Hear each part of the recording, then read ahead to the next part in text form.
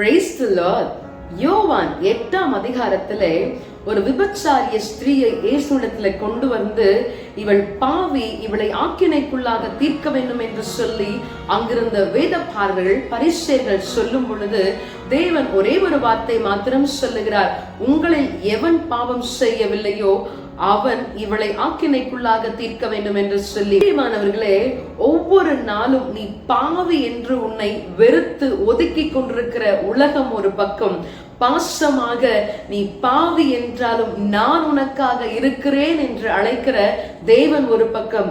நீங்கள் யாரை நோக்கி போக விருப்பமுள்ளா இருக்கிறீங்களோ அவளை நோக்கி நீங்க போகும் பொழுது உங்களுடைய வாழ்க்கையை நீங்கள் தீர்மானித்துக் கொள்கிறீர்கள். பிசாசானவன் தான் நம்முடைய பாவத்தை ஒவ்வொரு நாளும் உணர்த்தி நம்மை குற்றவாளிகளாக, குற்ற மனசாட்சியாய் நாம் வாழும்படியாய் செய்கிறவன். ஆனால் இயேசு கிறிஸ்து பாவத்தை மன்னித்திருக்கிறபடியினாலே அவர் நம்மை பரிசுத்தவானாய் மாற்றி, நீதிமான்களாய் மாற்றி தம்மோடு கூட பரலோக ராஜ்யத்திலே சேர்த்துக் கொள்கிறதற்காக நம்மை அவ்விடத்தில் அவர் அழைத்து இருக்கிறார்.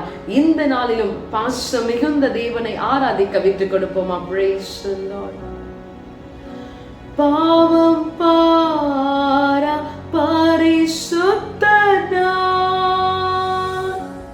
பாசம் பொங்க அழைக்கின்றேன் நான், உன் பாவம் யாவையும் சுமப்பேன் என்றேன், பாதம் தன்னில் இலை பாரவா.